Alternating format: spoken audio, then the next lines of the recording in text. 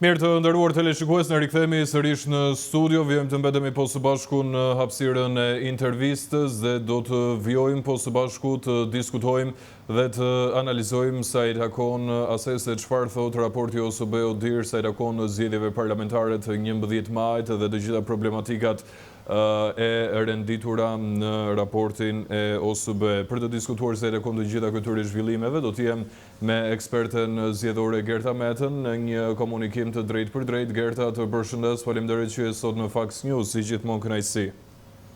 Faleminderit dhe ju Albi për ftesën.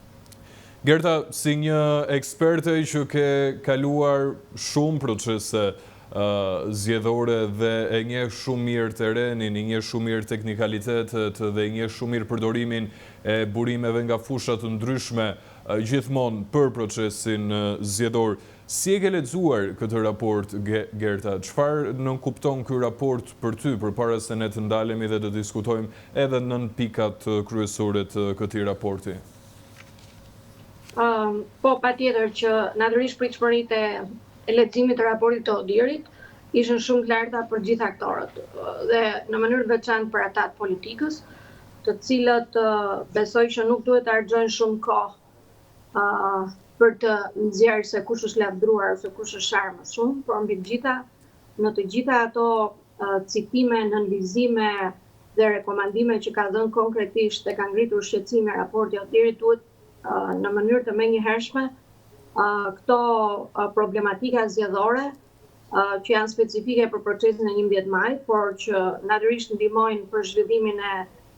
zgjedhjeve me standarde edhe për proceset e tjera në vijim, duhet patjetër që të kthehen në agjendat e diskutimit të partive politike për të filluar menjëherë punën që më në fund ne të kemi një si thuash reformë zgjedhore e cila do të përmbushi të gjitha pritshmëritë e partive politike dhe mbi gjitha të votuesve shqiptar, të cilët janë ata që janë aktorët themelor në proceset zgjedhore që me votën e tyre delegojnë pushtetin edhe i mbështesin fort këta politikanë të cilët i përfaqësojnë ata në nivele të ndryshme, qoftë qendrore apo lokale. Kështu që menjëherë Komisioni i Reformës Zgjedhore, ashtu sikundër edhe ka premtuar, që në momentin që të dalë raporti i ODIHR-it, ata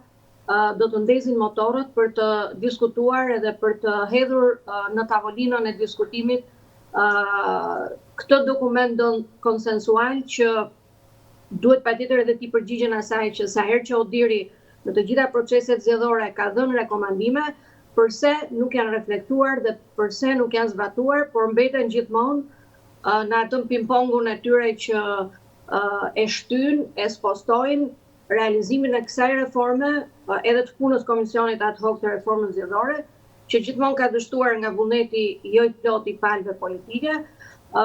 dhe vetëm janë marrë me disa amendime ose arnime, le themi, të asaj që nuk e kanë ndihmuar procesin në asnjë çast për të kapur standardin e gjithë kërkuar, jo vetëm nga aktorët ndërkombëtar, por patjetër edhe nga ne si aktor vendas ose si vëzhgues vendor, të cilët kemi dhënë jo pak kontribut për të ndihmuar Komisionin e Reformës që t'i ketë problematikat aty, edhe të mundet që patjetër të tregojë një lloj maturie dhe një lloj qytetarie dhe një lloj europianizimi në politikën dhe në qasjen e tyre të re,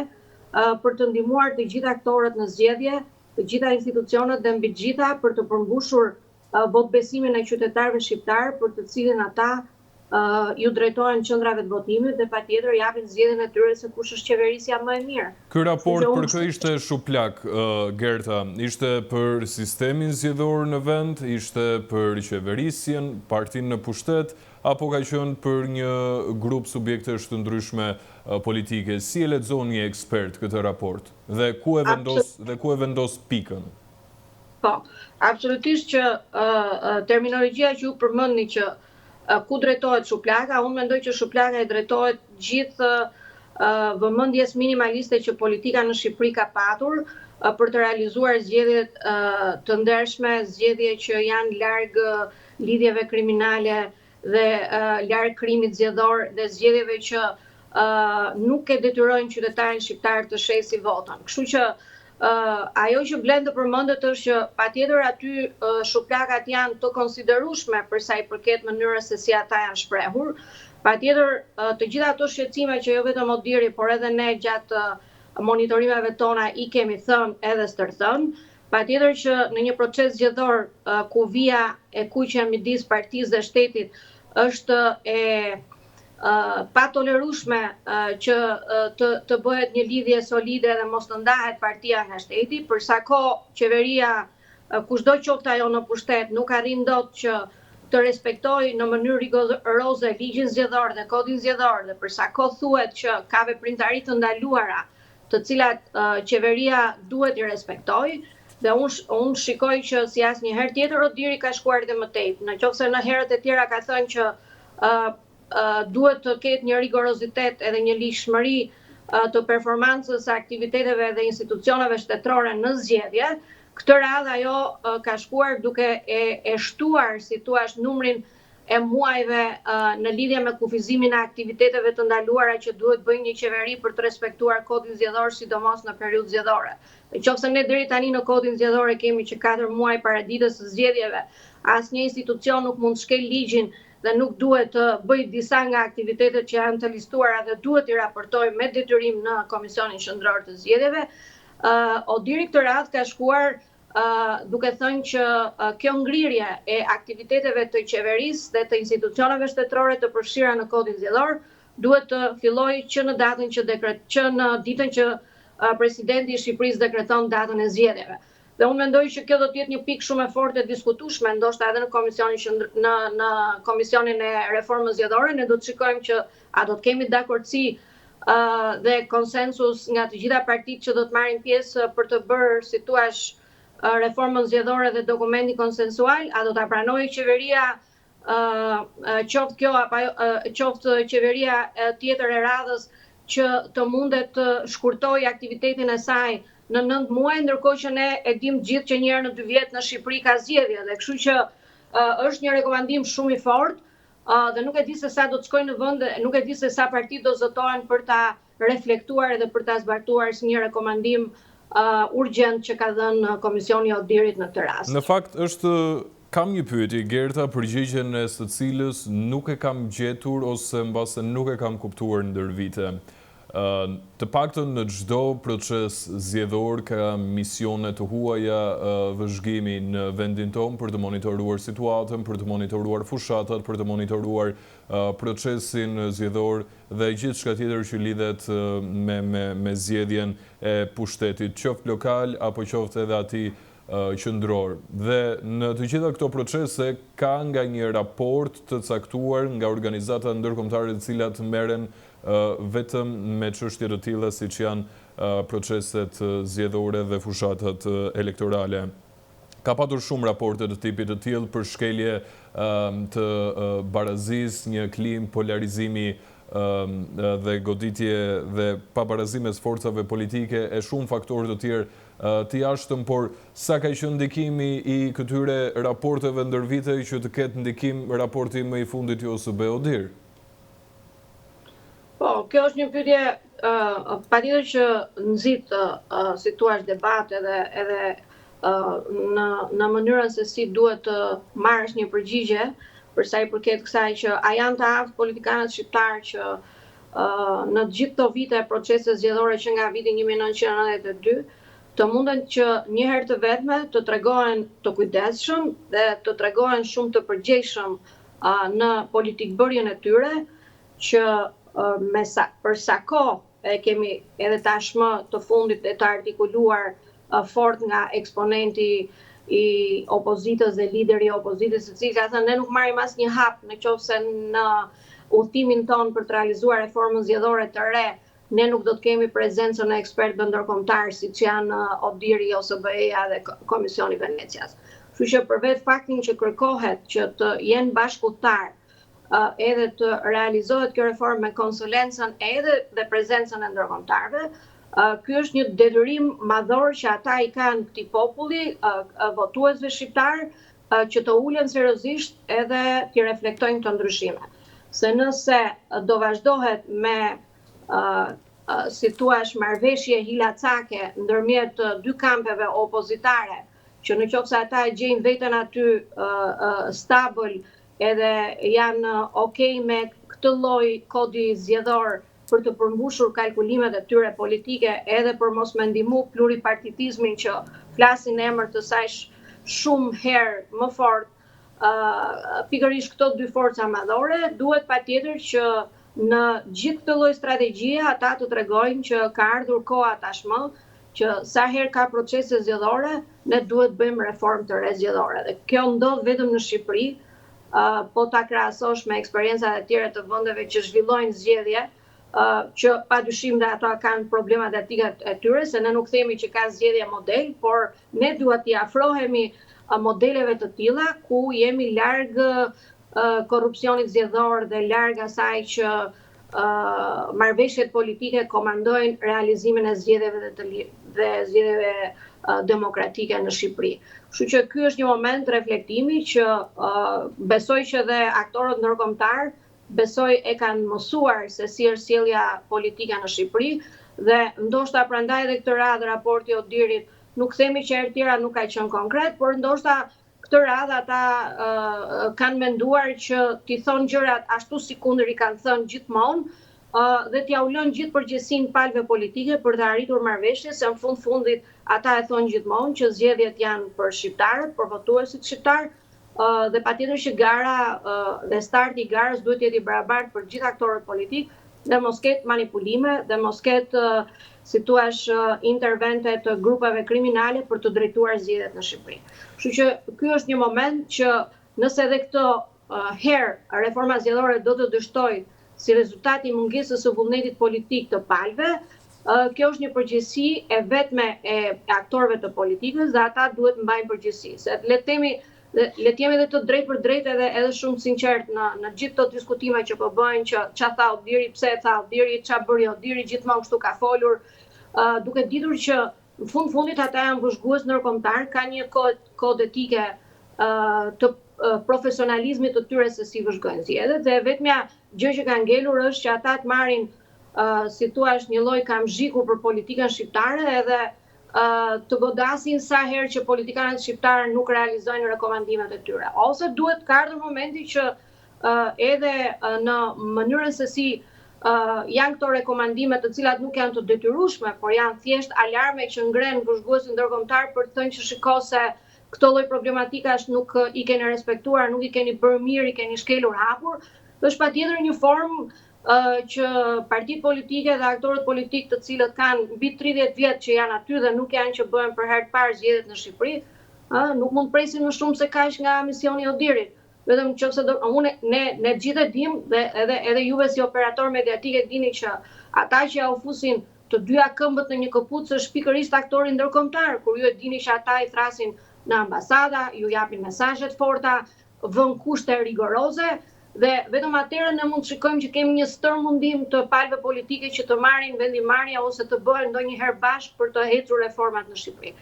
Kushti kryesor ne gjithë e dimë që jo vetëm Odiri, por edhe Komisioni Venecias thotë nëse doni që të jeni të suksesshëm në realizimin e reformave, siç janë reformat e rëndësishme, siç është jo vetëm kjo zgjedhore, por edhe ajo territoriale, e cila ajo do të ketë diskursin e vetë politikës në vijim, ne do të shikojmë do të jenë dy reforma paralele apo do të jenë reforma që do të realizohen veç e veç. Kjo mbetet për të parë nga komisionet që tashmë janë deklaruar të ngritura dhe patjetër që ai premtimi që kanë thënë që reforma do jetë gjithëpërfshirëse, do jetë një reformë e thelluar, edhe që patjetër ne kërkojmë konsulencën e ndërkombëtarëve duke specifikuar që aty do jetë Odiri, aty do jetë Komisioni Venecias. Tu duhet një vit përpara, është kusht, e kanë thënë ata që një vit përpara ju duhet i jepni kohë, jo vetëm aktorëve që merren me menaxhimin e proceseve zgjedhore, por edhe qytetarëve dhe votuesve në mënyrë të veçantë, duhet i jepni kohën e dur për të kuptuar se kush është roli i tyre dhe mbi sistem ata do të mundet që të votojnë të lirshëm, të pakërcënuar, të pa frustruar, të pa presionuar nga gjitha institucionet apo politikat që qarkullojnë kur komunikojnë me votuesit, sidomos në periudha zgjedhore. Gerda, ka kaq shumë për të diskutuar dhe për të debatuar, por edhe për shkak të angazhimeve tua personale, unë do të dalem në fund vetëm në disa pika kryesore. Janë shumë pika dhe janë shumë problematika të evidentuara në raportin e OSBE-ODIHR, por duhet të ndalem shkurtimisht tek njëra nga pikat. Garuesit nuk kishin kushte të barabarta për të zhvilluar fushatën. Partia Socialiste përfitoi nga përdorimi i gjerë i burimeve administrative gjatë fushatës, ka patur presion mbi votuesit, veçanërisht nga ana e punonjësve publik. Po, ky është një diskutim që besoj nuk është surprizë për ne. Raporti ODIHR nuk është se e thot tani për herë parë, ka thonë edhe gjatë raportit të ndërmjetëm, kur nxori raportin e parë. Është një problematik e përsëritur, është një problematik që në fundit të gjithë forcat politike, qoftë partitë e mëdha, po qoftë edhe partitë e reja që ishin në 11 maj, e kanë thënë që ka pasur shkelje flagrante të përdorimit të administratës shtetërore dhe burimeve njerëzore, dhe në punësit civil janë përdorur për të qenë pjesë e elektoratit të mazhorancës aktuale. Dhe patjetër që ODIHR-i nuk mund të ishte, si thua, inekzistent në këtë lloj dukurie, për mos ta përmendur si një dukuri e cila e prek standardin e zgjedhjeve. Dhe ky është një moment që këtu do tregojnë palët politikës seriozitetin e tyre, se është shumë kollaj për ta identifikuar, për t'u ankuar, por është shumë e vështirë për gjetur atë mekanizmin që si në proceset në vijim ne do të shikojmë që do të kemi një lloj si thua, transformimi të menjëhershëm të asaj që duhet të gjejmë se si nuk duhet të jetë aktive administrata, sepse janë shumë gjëra që vënë në pikpyetje mënyrën se si rekrutohen njerëzit dhe gjithaj diskutimi për patronazhistët që janë të përfshirë në periudhë zgjedhore dhe cilët janë shumë aktiv, duke ditur që deri në orën 4 njerëzit e administratës janë të detyruar rigorozisht të zbatojnë kodin zgjedhor, që mos japin asnjë lloj dëshire për të u bërë pjesë e presioneve politike, dhe mbas orës 4 çdo qytetar është i lirë që të shprehë preferencat e tij politike. Por kjo bëhet në një kujdes shumë të madh, në një kufizim që gjithmonë kodi zgjedhor e orienton dhe duhet respektuar për mos lëvizur dhe këtu fillon gara, edhe ajo që thuhet gara nuk ishte e barabartë, sepse starti për të filluar subjektet garën politike duhet të jetë i barabartë, edhe patjetër që gara duhet të jetë jo vetëm duke shfrytzuar asete shtetërore dhe njerëzore me në punësit e saj civil, po gara duhet të jetë e barabartë duke u qasur me vizionin e programeve afatgjata dhe vizionare edhe premtime elektorale të cilat këtu bëhet diferenca dhe i lihet elektoratit që të mundet të zgjedhë se për kë parti duhet votojë. Kështu që patjetër është një moment që unë nuk e di se çfarë mekanizmi do të propozojnë palët politike për ta shmangur këtë gjë, dhe këtu do duket dhe suksesi i Komisionit të Reformës Zgjedhore, por patjetër që është një moment që duhet ndalur dhe nuk duhet përsëritur. Për sa i përket penaliteteve, ku përfaqësues të institucioneve e kanë shkelur gjatë periudhës zgjedhore, është një masë e shtuar duke thënë që duhen ashpërsuar këto penalitete, se qoftë një drejtor shkolle, apo qoftë një ministër, apo qoftë një deputet, i cili në prag zgjedhjesh nuk e ka detyrim që të suportojë nga të 4 anët kandidatët, qoftë nivel qendror apo qoftë në nivel lokal. Patjetër që ti kur kemi parë në Komisionin e Ankimeve dhe Sanksioneve gjoba të cilat janë lehtësisht pagueshme nga individ të ndryshëm, 2.000 lekë të reja ose 3.000 lekë të reja, presupozohet që ashpërsimi këtyre masave dhe gjobave të mundet të jetë edhe më i fortë, edhe më i ashpër për të treguar që këtyre individëve ndoshta edhe do t'ju dhëmbi ajo para që do t'japin për shkeljen e ligjit. Kështu që ka shumë gjëra në fakt, ashtu si kundër dhe ju e thatë, që pritet për të parë se kush do t'jetë konkretisht të gjitha problematikat dhe kush do t'jenë piketat që më në fund palët do bien dakord për t'i bërë. Do të kemi ne një administratë depolitizuar, meqense ka shumë debat të fortë që komisionerët janë ata të cilët shpikën edhe atë diskursin e palëve politike në zgjedhje që si asnjëherë tjetër pati edhe brenda llojit dhe brenda partive kandidatët patën firët e tyre në votat e tyre, sepse u lexuan keq nga një gabim njerëzor apo ishte një urdhër politik që të deorientoj vota e kandidatëve dhe subjekteve politike. Kështu që duhet t'i përgjigjemi këtyre pyetjeve. Dhe nuk e japim dot ne, do ta japim pikërisht ata që paguajnë për këtë punë dhe ata që janë aty dhe kanë premtuar që do ta bëjnë reformën shumë seriozisht. Do të përdorim teknologjinë, numërimin dhe votimin elektronik në të gjithë Shqipërinë në nivel kombëtar, apo do të mbetemi përsëri në projekte pilot në 2-3 bashki dhe vetëm kaq. Do mundemi ne që të kemi një transparencë të financimit partive politike, që të di shqiptarët se sa kushton një fushat zgjedhore dhe kush janë paratë që hidhen në qarkullim dhe se si deputetët arrin të marrin mbi 20.000 vota në ç'kushte edhe kush i xhiron këto para, edhe a do të jetë Komisioni Qendror i Zgjedhjeve ai që do të bëjë një auditim të thelluar për të kërkuar llogari për çdo para që qoftë partitë apo qoftë kandidatët i hedhin lum në fushata zgjedhore dhe kur raportojnë pranë Komisionit Qendror të Zgjedhjeve shikojnë që ka firë të mëdha të mos deklarimit të gjitha parave në zgjedhje. Kështu që janë gjithë këto rubrika, gjithë këto piketa që ajo që ne kemi sugjeruar është që nëse reforma zgjedhore dhe komisioni duhet të jetë i suksesshëm, duhet që vullneti i palëve politike të jetë i deklaruar paraprakisht. Dhe nëse ata duan ta ndrojnë sistemin, dhe nëse ata duan që t'i bëjnë dhe këto që unë listova pak më përpara, duhet ta shprehin këtë vullnet dhe pastaj të nxiten dhe të inkurajohen ekspertët që t'i hedhin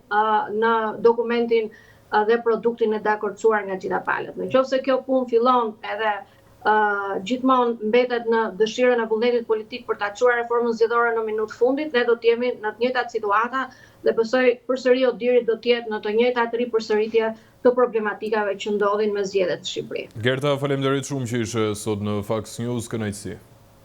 Faleminderit dhe juve. Hapësirë publicitare, rikthehemi pas pak.